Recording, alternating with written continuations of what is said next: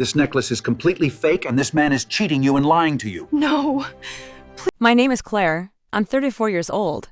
I work as a pediatric dental hygienist in a small clinic just outside Boston. And exactly 7 days before my fiancé Marcus turned 36, I discovered he had been quietly engineering my financial humiliation for almost half a year. But I'm getting ahead of myself. Because what makes a story burn isn't the betrayal itself. It's the patience he showed while doing it, the precision of it. The way he smiled across our kitchen island every morning while sipping his oat milk cortado, knowing exactly what he was setting up. So let me start at day one, the Monday I will never forget. When he came home from his consulting firm with a printed screenshot, actually printed on the good cardstock from his office, of a Tiffany Victoria pendant in paved diamonds, 18-karat white gold, $14,800 retail.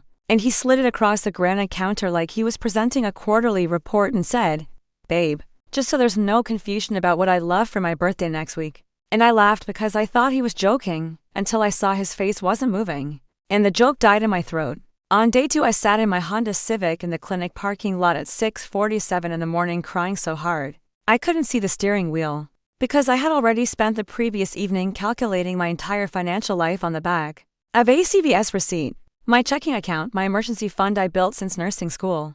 The tax return I'd hidden away for our wedding venue deposit, and it still wasn't enough. So I called Beacon Hill Custom Jewelers and asked if they could create something inspired by the Tiffany piece.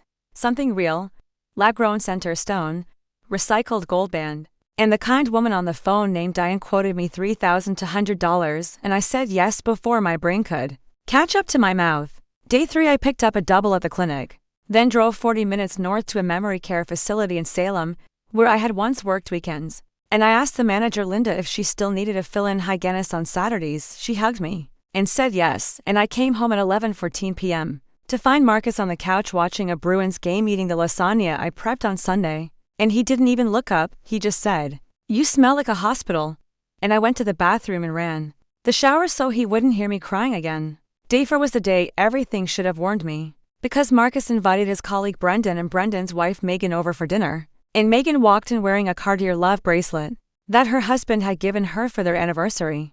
And Marcus kept staring at it, and at one point during dessert he leaned over and whispered to me, "See, that's the kind of thing that says a woman takes her partner seriously." And I felt the tiramisu turn to wet cement in my stomach. But I smiled and refilled their wine because that's what I always did, smile and refill, smile and refill.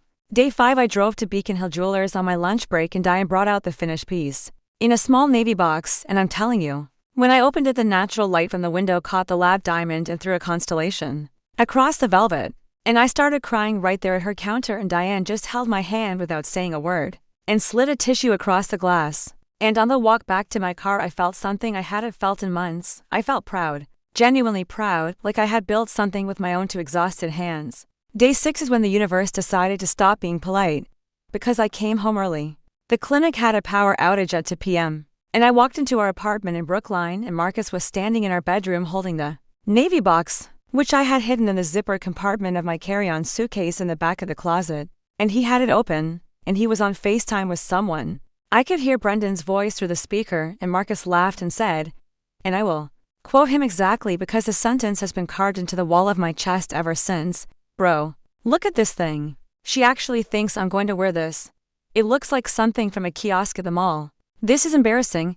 I literally sent her the Tiffany link, and Brendan laughed. And I stood in the hallway, and I did not breathe for what felt like a full minute. And then I quietly turned around and walked back out the front door and sat in my Civic in the parking garage and stared at a concrete pillar for 2 hours. Day 7, his birthday. I woke up before the sun. I made coffee. I sat at the kitchen island and watched the steam rise. And Marcus came out in his robe and kissed the top of my head. Like nothing had happened, like the previous afternoon was just a dream I'd invented, and he said, "Big day, babe," and I said, "Yes it is." And I drove to Beacon Hill Jewelers and asked Diane for a full written appraisal of the necklace. And while she was preparing it she paused, looked up at me over her reading glasses and said something I was not expecting. She said, "Honey, can I show you something? Your fiancé has been emailing me since January." And she turned her monitor around, and there it was. A thread of 17 emails from Marcus's personal Gmail dating back 5.5 months, in which he had asked her detailed questions about the Tiffany Victoria pendant, the exact retail markup, what a cheaper imitation would cost. And this is the part that made my hands go cold. He had specifically asked her If a customer came in trying to recreate this on a budget, what's the lowest you quote them? And Diane had written back, we'd never quote below $3,000 for that level of work. And Marcus had replied, perfect, that's exactly the number I need her to land on. And I read those words 3 times before I understood them. He had calculated my financial ceiling. He had researched the most expensive thing I could possibly afford so that whatever I bought him would look pathetic next to what he had publicly demanded. He had been setting up a punchline for 6 months, and I was the joke, and Diane quietly printed me a copy of the full email thread along with the appraisal, which valued my custom piece at $650 because the lab diamond was a higher clarity grade than the Tiffany original. And I drove home, and I placed the navy box on the kitchen island. And on top of it I placed the appraisal, and on top of that I placed the printed email thread, and on top of that I placed my engagement ring, and on top of all of it I placed a single index card on which I had written 7 words in blue ballpoint pen. You researched my ceiling. I found my floor, and I packed 2 suitcases. I called my sister Rachel in Providence, who didn't ask a single question, just said I'm leaving now, and by 4 p.m. I was eating a grilled cheese in her kitchen while her golden retriever slept on my feet, and at 6:42 p.m. Marcus called me 23 times in a row, and I watched the screen light up and go dark, and I did not pick up once.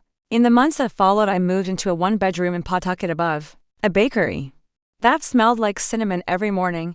I picked up my Saturday shifts in Salem permanently. I paid off the entire cost of the necklace in 11 weeks, and I sold it through a consignment broker for $5,100, and with that money I took my first solo trip in my entire adult life to a small inn in Stowe, Vermont, where I read 3 novels in 5 days and cried exactly once on the second morning. Not from sadness, but from the strange unfamiliar feeling of being the only person whose opinion of me mattered in the room. 8 months later a mutual friend sent me an Instagram screenshot of Marcus posting a photo of a new girlfriend wearing the actual Tiffany Victoria pendant. Caption, she gets it.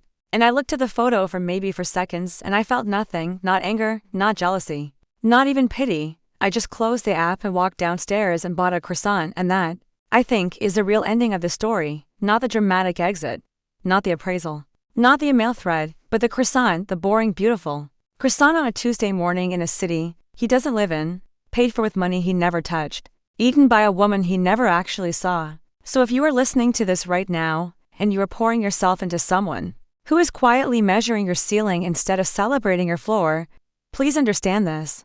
The most expensive thing you will ever give the wrong person is not a necklace, it is not a watch, it is not a wedding, it is ears. And you cannot get those appraised, you cannot return them, so the second you see the receipt, walk before the next birthday, walk before the next Christmas, walk before the next anniversary photo on his Instagram, walk and do not look back. Because the woman waiting for you on the other side of that door is somebody he was never going to be brave enough to deserve. My name is Claire. I am 34 years old and the croissant tasted like freedom. If this story moves you, tell me in the comments what your croissant moment was. The small ordinary thing that finally told you that you were free. And please subscribe so you never miss a story. Because somebody else out there needs to hear this tonight. And your voice in the comments might be the exact sentence that saves her.